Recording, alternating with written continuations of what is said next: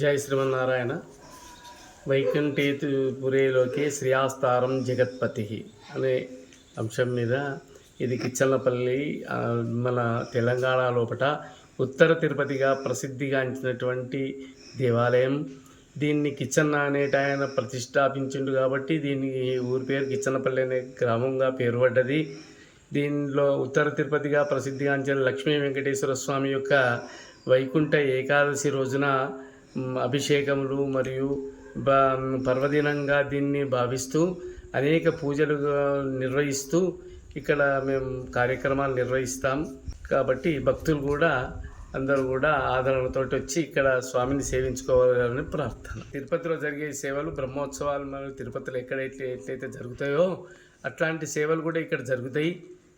గరుడోత్సవము, శేషవాహనము, హనుమంత సేవ, ఇవన్నీ కూడా రథోత్సవం, ఇలాంటి సేవలు కూడా గాంధోళి, ఇవన్నీ కూడా సేవలు జరుగుతాయి.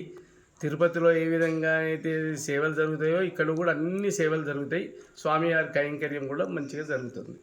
వైకుంఠం అంటే స్వామి ఇప్పుడు ఈ ధనుర్మాసం లోపల 30 రోజులు అమ్మవారి యొక్క ఇది ఉంటుంది కాబట్టి ఆ గోదాదేవి యొక్క విశిష్టత ఉంటుంది కాబట్టి 30 రోజులు ఈ పర్వదినంగా భావిస్తూ అందులోపట ఈ ఏకాదశి రోజు వైకుంఠం అంటే స్వామి నిద్ర లేచిన రోజు ఇవాళ.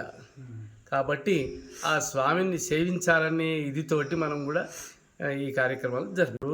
భక్తులకు ఇలాంటిది ఏంటంటే ఇప్పుడు సంతానం ఒక విశిష్టత, సంతానం కాని వారికి సంతానం ఉంటుంది, ఐశ్వర్యం కావాలని అనే వారికి వారి యొక్క అభిమతం వారు ఏ విధంగా పూజలు చేసుకుంటారో వాళ్ళకి ఆ స్వామి అట్లా అనుగ్రహిస్తాడు.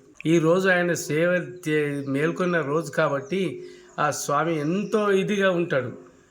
అందరికీ కూడా ఆదరణిస్తూ అందరి యొక్క కోరికలు తీర్చేవాడిగా కాపాడుతుంటాడు. ఈ స్వామిని అంటే వైకుంఠపురం అంటే ఉత్తరం యొక్క విశిష్టత ఉంది కాబట్టి దీన్ని వైకుంఠం నుంచి వచ్చే స్వామి ఉత్తర ద్వారంగా సేవిస్తే మనకి కోరికలన్నీ తీరుతాయని, ఆ ఉత్తర ద్వారం నుంచి పోతే వైకుంఠ ప్రాప్తి కలుగుతుందని మన యొక్క భావన.